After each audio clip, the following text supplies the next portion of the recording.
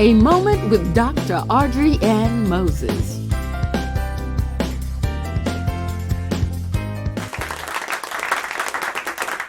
Hello, this is Dr. AUDREYANN Moses with Dr. AUDREYANN's Moment, and I am so happy that we are going to be together today, because today we're going to talk about interpersonal relationships, and what that actually means is how we fare when it comes to relationships with others.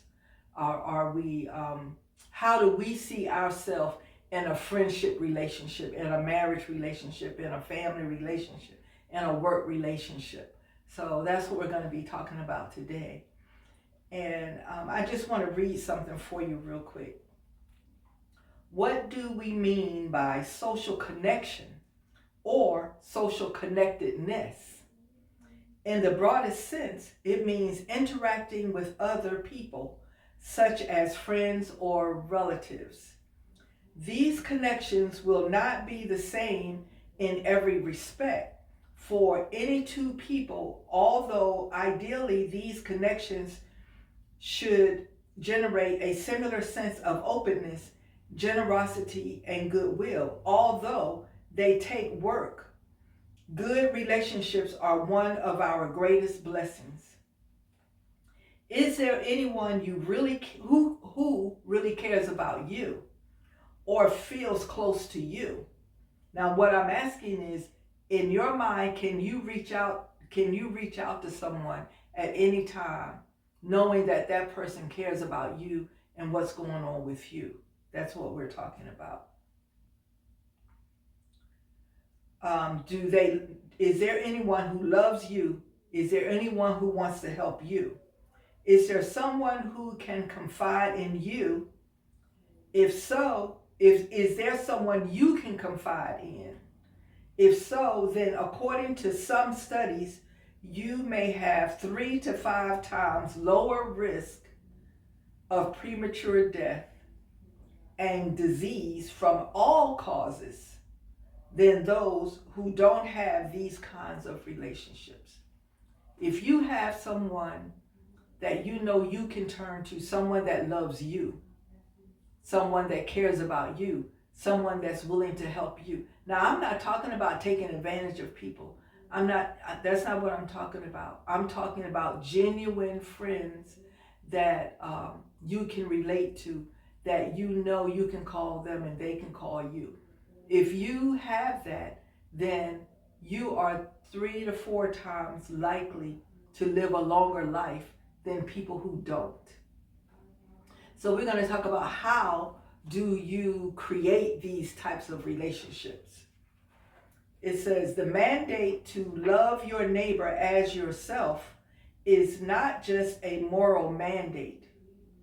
It is a physiological mandate. Caring is biological.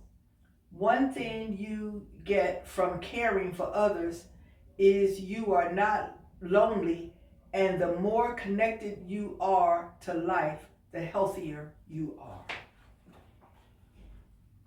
So we're going to talk about some things that you can do in order to make sure you are connected and that people are connected to you.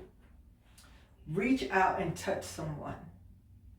Our connection through touch is indeed healing to mind, body, and soul. It can take many forms, and it can have profound effects on our whole being. Try these simple ways to add more touch to your life. Connect to your children with a hug, a kiss, a gentle squeeze, or something. Connect to your children. I know that we connect to our children because we make sure that they eat every day. But do we make sure that they know how we feel about them? Do they know that we love them? And it doesn't matter if you have younger kids or grown kids. Do they know? Because we want to make sure that we have that connection with them. Shake hands and smile when greeting someone. Shake hands and smile. Now there was a time when it was automatic that when you're walking down the street you see someone, you say good morning, good afternoon, how you doing? Even if you don't know them and you just keep on going. Nowadays, it's like everybody's afraid to talk to each other. You know, why? People still, just imagine how you feel when some unknown person says good morning to you and smiles at you and says, I hope you have a good day. You don't know them, but it makes you feel good. Well, people feel good when you do the same thing for them. You know, hold a door for somebody. Now, you know, I grew up in a world where the men automatically, even boys, automatically held the door for women. You know, but hold the door for the men too. Hold the door, you know, when I'm going in and out of a door, if somebody's behind me, I hold the door. You know, that's just a courtesy. Reach out and touch someone. Hold a friend's hand while you take time to talk with them. You know, when you're talking to somebody and you have, you know, look them in the eye and smile with them and then just enjoy their presence and let them know that you want them to enjoy yours as well. We'll be right back. Do you like Italian or Sicilian cooking? Well, check out Olive Branch Mediterranean and Italian Grill. They have a wide variety of calzones made with their handmade dough, so whether steak, veggie, ham, or Italian, just to name a few, you can't go wrong. They also have organic salads, Olive Branch kebabs, gyro, beef, or chicken shish kebabs, Olive Branch specialty pizzas, Olive Branch pastas. Yes, I know you're getting the picture. Olive Branch Mediterranean Grill. Dine in or take out. You can't go wrong. Let Olive Branch cater your next event. Stop by today. The Olive Branch is located 109 Birch Tree Drive, Greenwood. They're open Monday through Saturday from 10 a.m. to 9 p.m. Call them today, 864-407-4100. That's 864-407-4100. That's the Olive Branch. When you're getting a massage or you're getting a manicure or a pedicure, let the person that's doing that for you know how you feel about them. You know, that you appreciate them. Now, is it going to make you feel good? Oh, yes. If you haven't had a massage, you have missed out on life and you are treating yourself with a mean spirit. So I just have to say that. You have got to allow yourself to have a massage. Get a manicure, get a pedicure. I don't get manicures and pedicures every week.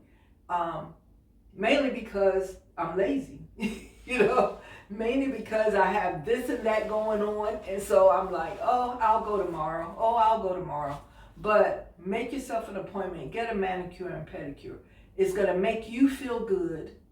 But while you are doing that, make sure that you reach out to the person.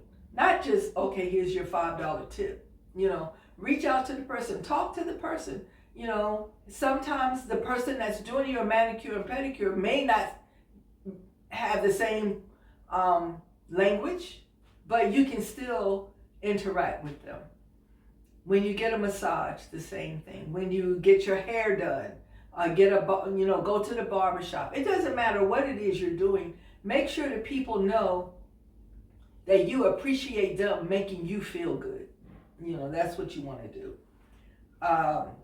Volunteer someplace, you know, and if you want to kind of be adventurous, volunteer someplace that you would normally volunteer, you know, so that you can get a feel for the type of people that work there and the help that you're going to be doing. And you might just discover that you really do like animals, which is why, you know, you go to the animal shelter, that you really do like animals. And or that you volunteer at a daycare, you know, or something. It doesn't have to be a permanent position. It just has to be you reaching out and helping somebody. You know, you go to a daycare center to volunteer your help, and you help them to fix the plates for the children. Help them to help the kids with the crayons or whatever. Just something.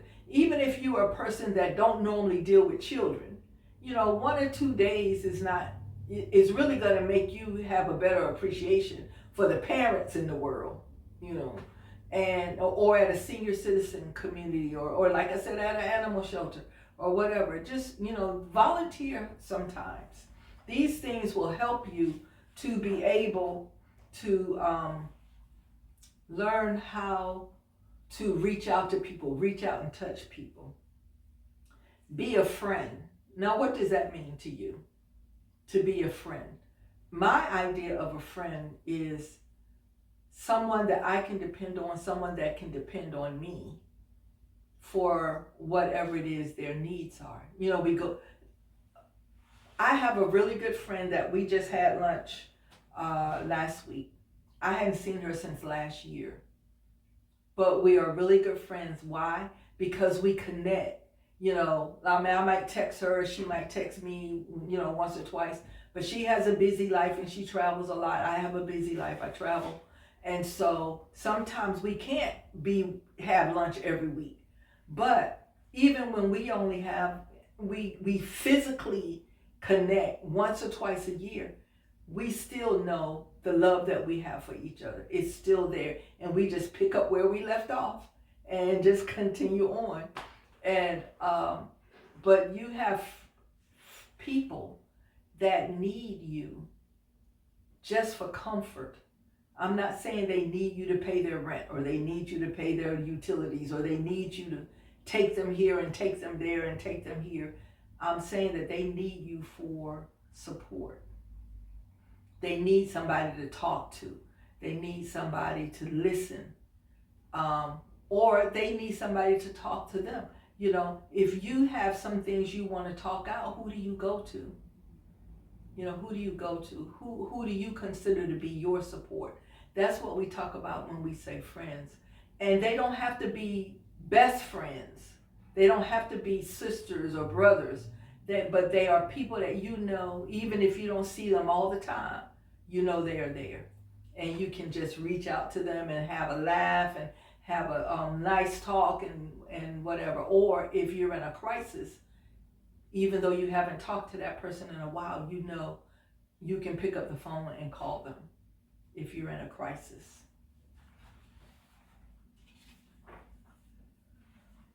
Time well spent. Connect with an old friend or someone you have not been in contact with recently. So that's similar to what I've been talking about. However, I spent 22 and a half years in the Navy, and I had a really good friend that I have not talked to in like six years, maybe, just called me out of the blue. It was the best conversation. It was the best conversation because we had not connected in years. So with my other friend, we still connect, even if we don't see each other but once or twice a year. But this friend, even on Facebook, he hardly ever gets on Facebook. So, whenever I see him, I always say hi. But for him to just call me on the phone and we are just laughing like we have been talking all the time. That's what this means. Connect with an old friend, somebody you haven't talked to in a long time. Because you know what? The worst thing in the world is to have somebody on your mind and don't reach out to them, and tomorrow you find out they died. That's the worst feeling in the world. So to avoid that, if someone comes to your mind, no matter whether you saw them yesterday or you haven't seen them in 10 years, reach out to them if you can. Reach out to a family member and try to connect with them. We'll be right back. I'm Mac Hardy. Come on down to McCormick Tire and Oil. We open Tuesday through Saturday from 7:30 to 5. And we specialize in oil, tires, and brakes, wheel bearings, CV axles. And but military discount is every day. And on Wednesday we have Senior Citizen Day. So come on down to McCormick Tire and Oil. We got everything you need. Thanks. Welcome back. I want to talk about forgiveness. How do you handle when someone has done something to you that really hurt you, and you are having a difficult time forgiving them? And I don't, and some people, that refusal to forgive can last for decades. That is the worst thing for your health, your physical health, your emotional health, and your spiritual health. We see people in church every week praising God, hating the person that's sitting on the other side of the aisle. What is that all about? And God is not pleased with that. God is not pleased. So let's talk about that, forgiving. The Bible says that we are supposed to forgive 7 times 7. So I know that's astronomical to even think about. You know, if somebody keeps hurting me, that I'm just supposed to keep forgiving that same person. But you know, God knows what you are doing. God knows that your intent is to forgive this person, that you are forgiving this person, that you are ridding yourself of that person's issues. Just think about it. If somebody continuously does things that are ridiculous, knowing that it's going to hurt you, is that your fault or is that their fault? Now, the only reason it might be your fault is if you continue to deal with that person, because God says we have to love people. It didn't say we have to like them. It didn't say we have to hang out with them. It doesn't say that. It says we have to love people, meaning that if that person is hurt, we can do whatever we can to get them to a doctor, to get them, to help them. If that person is hungry, that we will get them food. That's what that means. It means that we will pray for them. It doesn't mean we have to like them. They don't have to be our friend. So what we're looking at is, if somebody continuously hurts us, and we continue to be around that person and allow that person to hurt us, then yes, that's an issue that we have to deal with. But when we're talking about forgiveness, if you say to someone, you know, you did this to me and I forgive you for it, then that you're done. It's up to the person now to make changes. If you do something to someone that is wrong, your job is to go to that person and say, please forgive me. I didn't mean to do it, or I'm sorry that I did. You know, please forgive me. And then it's up to that person to accept your forgiveness or not, but you are cleansed at that moment. If you are angry with somebody and you continue to be angry with somebody, you know what it's like? It's like taking poison. You take the poison, hoping the other person die. Who's gonna die? Not them. You are gonna die, because what you are doing is you are killing yourself on the inside.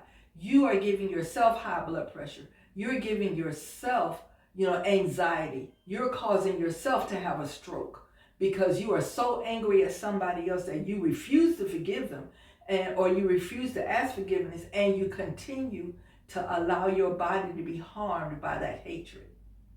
That is what you're doing to yourself, and God is not pleased with that. So please make sure that you take every opportunity to forgive someone and ask for forgiveness, not only for your physical health, but for your emotional health and for your spiritual health. Forgiveness is not an occasional act. It is a permanent attitude. Forgiveness is not an occasional act. It is a permanent attitude. That was Martin Luther King Jr. Tips for success. Power tips. Improve your relationships. And we're just going to go over some of the things that we've already talked about. Consider these practical suggestions for improving social health and perhaps your life expectancy. Invest in friendships. We've talked about that. Stay in contact. Invest in your marriage. What do you mean invest in my marriage? I've been married for 52 years, but for 25 of those years, you've been on a hate-love relationship. Why is that? You know, so, or you're new in your marriage and you did all the dating and the dating was fun and now you're married. So you still have to invest in your marriage every day. We'll be right back.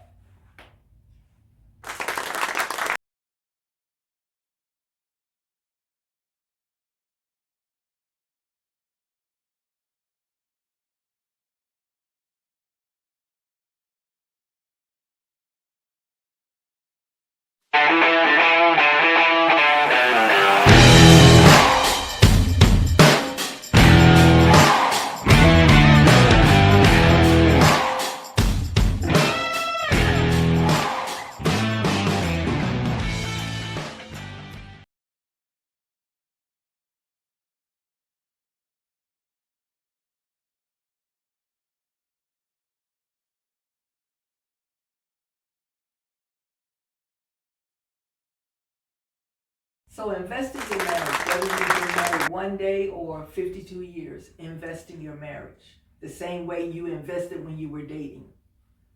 Join a group, community or church group or whatever, connect with other people, and look for social opportunities. There's always something in the paper that's going on in your community. You know, maybe reach out, take a leap of faith. Go do something else that you wouldn't normally do. Call a friend and see if they'll go with you, or your husband or your wife. See if they'll go with you, a friend. Interact with other people. That's what we've been talking about. Be attentive to other people, your neighbors, your church family, your biological family. Be attentive to other people. And don't neglect the valuable relationships with your co-workers. Learn about them, their families, and their hopes. In the process, your work may even become easier. Guidelines for modeling good listening skills. When a friend comes to you to discuss something that's going on in their life, listen. You may have all kind of ideas about what they need to do. And I have to remind myself of this, and I'm a psychologist. I have to remind myself to be quiet and let somebody else talk, But even when you have something pressing to say that's going to help them, still try to let them at least finish their thought out, okay? So it's always important to be attentive and show interest in what people are talking about. Your kids. Well, I know one of the things a lot of people do is the kids will come home all excited about something that happened at school, and you say, oh, okay, honey, that's good. And you continue cooking, or you continue cleaning, you continue on your laptop or your phone or whatever. Oh, okay, honey, yeah, that was nice, sure, okay. And no, be attentive. Pay attention to them, because you want to teach them to do the same thing. And more importantly, you want them to feel that you are really interested in what's going on in their life. So be attentive, and hear them out. If they have a complaint, I remember years ago, my son was about 12 or 13 maybe, and he was all distressed and moping around, and I'm like, what is wrong with you, child? And he said, I just got a lot of stress. I'm like, stress? What do you mean stress? You're 12. What do you mean stress? And so he looked at me, he said, well, Mama, just because I'm 12 don't mean I don't have stress, that I don't have things that I worry about. Right then, I stopped what I was doing and sat down and listened to what he was talking about.